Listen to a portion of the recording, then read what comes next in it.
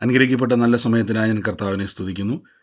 കർത്താവിൻ്റെ തിരുസന്നിധിയിൽ നമുക്ക് ഒരുമിച്ച് വരുവാനും പ്രാർത്ഥിക്കുവാനും ഒക്കെയും പരിശുദ്ധാത്മാവ് നമ്മളെ സഹായിക്കുന്ന സ്വർഗത്തിലെ ദൈവത്തിൻ്റെ വലിയ കൃപയ്ക്കായി ഞാൻ നന്ദി പറയുന്നു.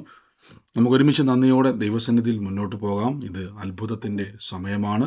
കർത്താവിൻ്റെ വലിയ വീര്യപ്രവർത്തികൾ നമ്മുടെ ജീവിതത്തിൽ കാണുകയും കേൾക്കുകയും ചെയ്യുന്ന സമയമാണ്. നമുക്കൊരുമിച്ച് നന്ദിയോടെ ദൈവത്തിൻ്റെ കൃപയിൽ മുന്നോട്ട് പോകാം. കർത്താവ് നമ്മുടെ കൂടെ ഉള്ളതുകൊണ്ട്, ദൈവത്തിൻ്റെ വലിയ പ്രവൃത്തികൾ നമ്മുടെ കൂടെ ഉള്ളതുകൊണ്ട് നമുക്ക് ദൈവത്തെ വാഴ്ത്താം. ഒരുമിച്ച് വിശ്വാസ പ്രഖ്യാപനങ്ങളെ ഏറ്റുപറഞ്ഞ് പ്രാർത്ഥിക്കാം. കാൽവരി ക്രൂശിൽ എൻ്റെ കർത്താവ് എൻ്റെ പാപത്തെയും എൻ്റെ ശാപത്തെയും തൻ്റെ ശരീരത്തിൽ വഹിച്ചതിനാൽ ഞാൻ നീതിമാനും അനുഗ്രഹിക്കപ്പെട്ടവനും ആണ്. യഹോവ എൻ്റെ ഇടയനാകുന്നു, എനിക്കൊന്നിനും മുട്ടുണ്ടാകത്തില്ല. എൻ്റെ സഹായം ആകാശത്തെയും ഭൂമിയും ഉണ്ടാക്കിയ ദൈവത്തിൽ നിന്ന് വരുന്നു. എൻ്റെ രോഗത്തെയും എൻ്റെ ദാരിദ്ര്യത്തെയും കർത്താവ് ക്രൂശിൽ തൻ്റെ ശരീരത്തിൽ വഹിച്ചതിനാൽ രോഗത്തിനോ രോഗശക്തിക്കോ രോഗത്തിൻ്റെ ദുരാത്മാക്കൾക്കോ എൻ്റെ മേൽ അവകാശമില്ല. ജാതികളുടെ നടുവിൽ എൻ്റെ സന്തതികളെയും വംശങ്ങളുടെ മധ്യ എൻ്റെ പ്രജയം അറിയും. എൻ്റെ തലമുറകളെ കാണുന്നവരൊക്കെയും യഹോവ അനുഗ്രഹിക്കപ്പെട്ട തലമുറയെന്ന് പറയും. പാമ്പുകളെയും തേളുകളെയും ശത്രുവിൻ്റെ സകല ബലത്തെയും ചവിട്ടുവാൻ കർത്താവിൽ എനിക്ക് അധികാരമുണ്ട്. ഒന്നും ഒരിക്കലും ഒരു ദോഷവും എനിക്ക് വരുത്തുകയില്ല. ഭൂലോകത്തിനറ്റത്തോളം പോയി സകല സൃഷ്ടിയോടും ഇന്ന് സുവിശേഷം പ്രസംഗിപ്പാനും രോഗികളെ ഇന്ന് സൗഖ്യമാക്കുവാനും ഭൂതങ്ങളെ പുറത്താക്കുവാനും അത്ഭുതങ്ങളും അടയാളങ്ങളും എന്നിലൂടെ വരുവാൻ കർത്താവ് എന്നെ അഭിഷേകം ചെയ്യുന്നു. ആമേൻ. കർത്താവിൻ്റെ വലിയ പ്രവൃത്തിക്കായി സ്തുതിക്കുന്നു. നമുക്ക് ഒരുമിച്ച് നന്ദിയോടെ കർത്താവിനെ സ്തുതിക്കാം. കർത്താവ് നമ്മുടെ കൂടെ ഉള്ളതുകൊണ്ട്, ദൈവത്തിൻ്റെ വലിയ പ്രവൃത്തികൾ നമ്മുടെ കൂടെ ഉള്ളതുകൊണ്ട് നമ്മൾ നശിച്ചു പോകുകയില്ല. ദൈവത്താൽ നമ്മൾ സാക്ഷികൾ ആയി മാറുക തന്നെ ചെയ്യും. ആമേൻ. കൊലോസ്യർക്ക് എഴുതിയ ലേഖനം 3-ാം അധ്യായത്തിൻ്റെ 14-15 വാക്യത്തിൽ ഇങ്ങനെ പറഞ്ഞിരിക്കുന്നത്: എല്ലാറ്റിലും മീതെ സമ്പൂർണതയുടെ ബന്ധമായി സ്നേഹം ധരിപ്പിൻ. നമുക്കറിയാം, ബൈബിൾ അടിസ്ഥാനം സ്നേഹമാണ്. ദൈവം സ്നേഹമാണ്. സ്നേഹത്താൽ വ്യാപരിക്കുന്ന വിശ്വാസമെന്ന് ബൈബിൾ പറയുന്നു. പരിശുദ്ധാത്മാവിനാൽ ദൈവത്തിൻ്റെ സ്നേഹം നമ്മുടെ ഉള്ളത്തിൽ നൽകിയിരിക്കുന്നു. അപ്പോൾ ലോകത്തിൻ്റെ സ്നേഹമല്ല, പൊറുക്കുവാനും ക്ഷമിക്കുവാനും സഹിക്കുവാനും കർത്താവുമായിട്ടുള്ള വിശ്വാസത്തിൽ വലിയൊരു ബന്ധത്തിലേക്ക് പോകുവാൻ ദൈവസ്നേഹത്താലുള്ളൊരു വിശ്വാസമാണ് നമ്മുടെ ഉള്ളത്തിൽ ദൈവം തന്നിരിക്കുന്നത്. അപ്പോൾ എന്താണ് ഈ ദൈവസ്നേഹത്താലുള്ള വിശ്വാസം എന്ന് പറഞ്ഞാൽ? ലോകത്തിൻ്റെ മനുഷ്യൻ്റെ പ്രത്യേകത, എന്തെങ്കിലും കൊടുത്താൽ തിരിച്ച് സ്നേഹിക്കും. നമ്മൾ പലപ്പോഴും ഡിമാൻഡുകൾക്കകത്താണ് നിൽക്കുന്നത്, അല്ലേ? നമ്മൾ വേദനിക്കുമ്പോൾ, ദുഃഖിക്കുമ്പോൾ, പ്രയാസപ്പെടുമ്പോൾ വേരിയേഷനുകൾ സംഭവിക്കും, അല്ലേ? നമ്മുടെ സ്നേഹബന്ധങ്ങൾക്ക് സംശയങ്ങളുണ്ടാവും. ഇപ്പോൾ ഭാര്യ ഭർത്താവ് ബന്ധങ്ങളിലാണെങ്കിൽ പോലും അവർ സ്നേഹത്തിൽ ആരംഭിച്ചു, പക്ഷെ പലപ്പോഴും സംശയത്തിലേക്ക് വരുമ്പോൾ പിന്നീട് അവർക്ക് എന്ത് ചെയ്യാൻ കഴിയത്തില്ല, പഴയതുപോലെ അവർക്ക് പറ്റുന്നില്ല. എപ്പോഴും ആ സ്നേഹത്തിൻ്റെ അകത്ത് വിശ്വാസം പകരം സംശയമകത്ത് കയറുന്നു.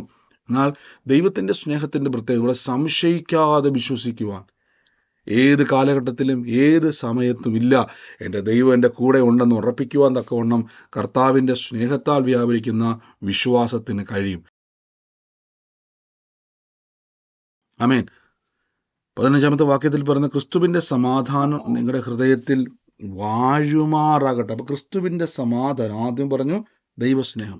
അപ്പോൾ എപ്പോഴും ഉറപ്പിച്ചോണം, ദൈവസ്നേഹത്താലുള്ളൊരു സമാധാനത്തിലാണ് ഞാൻ നിൽക്കുന്നത്. പലപ്പോഴും നമ്മൾ ചിന്തിക്കും, കർത്താവ് ദൈവവുമായിട്ടുള്ള നമ്മുടെ കണക്ഷൻ, ദൈവത്തിൻ്റെ പദ്ധതികൾ എപ്പോഴും നമ്മുടെ ജീവിതത്തിൽ നടക്കുന്നത് പ്രവർത്തിക്കുന്നതൊക്കെയും ദൈവികമായിട്ടുള്ളൊരു സമാധാനത്തിൻ്റെ അകത്താണ്. നമ്മൾ പലപ്പോഴും ഏതെങ്കിലുമൊക്കെ ഒരു സാഹചര്യത്തിലൂടെ നിങ്ങൾ കടന്നു പോകുന്ന സമയത്തും നമുക്ക് പ്രയാസമുണ്ടാകുന്ന, നമുക്ക് വേദനിപ്പിക്കുന്ന ഒരു പ്രതിസന്ധിയിലൂടെ കടന്നു പോകുമ്പോൾ നമ്മൾ പ്രാർത്ഥിക്കുമ്പോൾ നിങ്ങൾ ആരെങ്കിലും ശ്രദ്ധിച്ചിട്ടുണ്ടോ? നമ്മുടെ ഉള്ളത്തിൽ ഭയങ്കരമായ ഒരു സമാധാനം, ആ വിഷയം അവിടെ തന്നെ നിൽക്കേ ഉള്ളത്തിൽ ഭയങ്കര ഒരു സമാധാനം.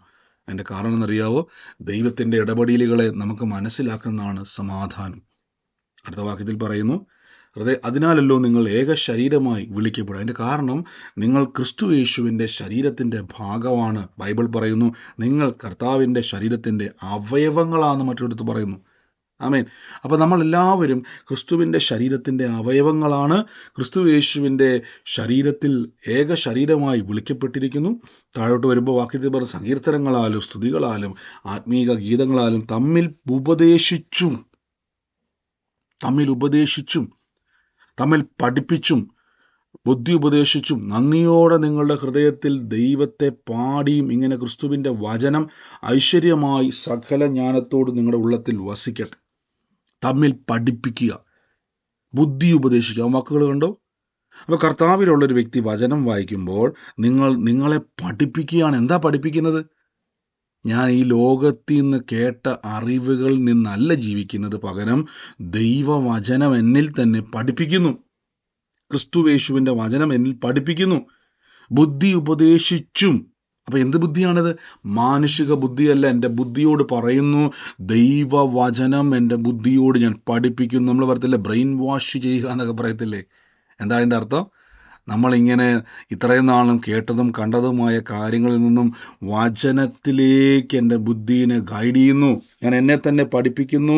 ഞാൻ ദൈവത്തിൽ നശിക്കുവാനുള്ളവനല്ല, സാക്ഷ്യമാകാനുള്ളവനാണ്. ഭൂലോകത്തിൻ്റെ അറ്റത്തോളം പോയി സകല സൃഷ്ടിയോടും സുവിശേഷം അറിയിക്കുവാനും അനേകരെ സൗഖ്യമാക്കുവാനും ഭൂതങ്ങളെ പുറത്താക്കുവാനും അത്ഭുതങ്ങളും അടയാളങ്ങളും ചെയ്യുവാനും ദൈവം എന്നെ അഭിഷേകം ചെയ്തിരിക്കുന്നു.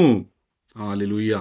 ഈ പദ്ധതിക്കായിട്ട് കർത്താവ് എന്നെ വിളിച്ചിരിക്കുന്നു. അതുകൊണ്ടാണ് പറഞ്ഞിരിക്കുന്നത്, നിങ്ങൾ പഠിപ്പിച്ചും, നിങ്ങളെ തന്നെ പഠിപ്പിച്ചും ബുദ്ധി ഉപദേശിച്ചും നന്ദിയോടെ നിങ്ങളുടെ ഹൃദയത്തിൽ ദൈവത്തിന് പാടിയും.